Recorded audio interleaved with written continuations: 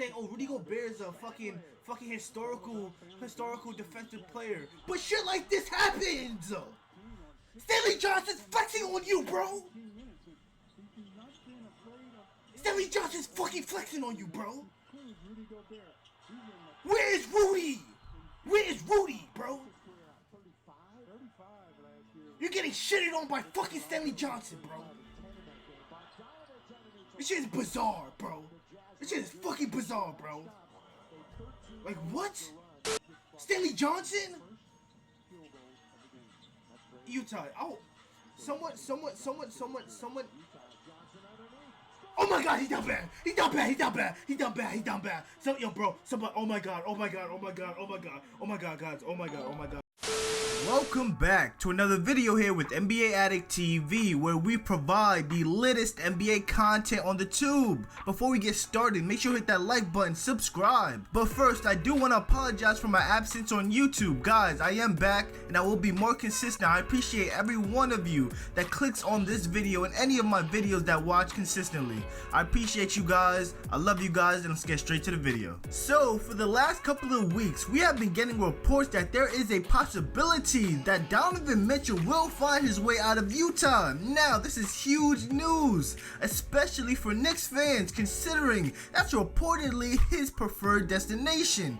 But today, the streets was saying that there's reportedly trouble in paradise. Apparently, Donovan Mitchell and Rudy Gobert have a passive-aggressive relationship. Now, you're probably asking yourself, what does that mean exactly, a passive-aggressive relationship? Well, I have no fucking clue, my boy, but this isn't anything new. If you guys remember back in 2020 when Rudy Gobert was getting flirtatious with the mics in that post-game interview, unaware of the upcoming pandemic. And shortly after that, we know Gobert was one of the first notable people to contract the Rona, ultimately leading to shutting down the entire fucking country. And due to Gobert's immaturity and lack of taking the virus serious, that then fractured him and Mitchell's relationship. And I don't blame Spider for being upset about how Gobert handled the situation. Now, fast forwarding a couple years later, especially with Donovan Mitchell's ascension and his will to be great. Donovan Mitchell is 25 years old, and at this point in his career, his shortcomings in Utah every year is starting to seem like a waste of time,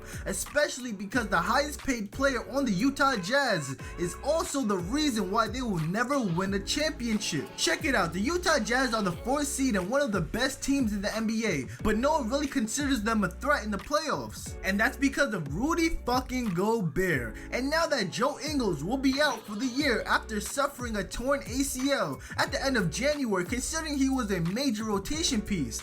But I'm not sure how much he will actually be missed, considering he fell off worse than Bobby Shmurda. I mean, the guy went from averaging 12 points a game on 48 field goal percentage and 45% from 3 last year to now averaging 7 points on 40 field goal percentage and 34% from 3?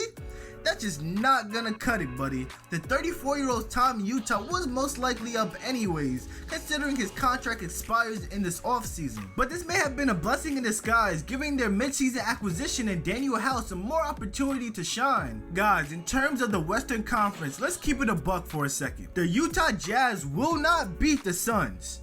They will not beat the Warriors. May quite honestly fall to the Grizzlies because they're a better overall team. And if we're truly keeping it 100, if the Lakers match up with the Utah Jazz in the first round, I'm taking those boys in purple and gold. Now, don't get me wrong, I had no expectations for this Lakers team this year at all.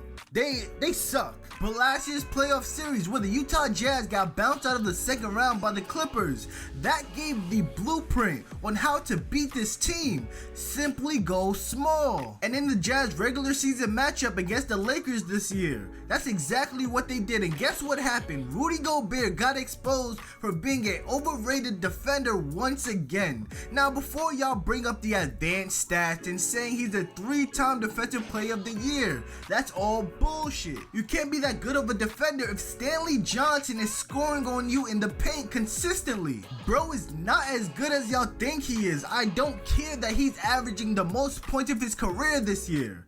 I don't care that he is averaging a career high in field goal percentage and in rebounds. I don't care, because once things tighten up and get serious in the playoffs, Rudy Gobert will become damn near unplayable once again. Having Rudy Gobert as your most paid player will severely limit the amount of money you can use to help Donovan Mitchell get over that hump. Gobert is owed $158 million over the next 5 years, and any competent front office knows how dangerous it would be to have that contract on your books. Now Utah, I said this once and I'll say it again. It is your time to bust a move, or you will lose Donovan Mitchell for a couple backwoods and a Starbucks gift card. Trade Rudy Gobert. But with that being said, guys, I appreciate you guys for listening to me rant about how bad Rudy Gobert is.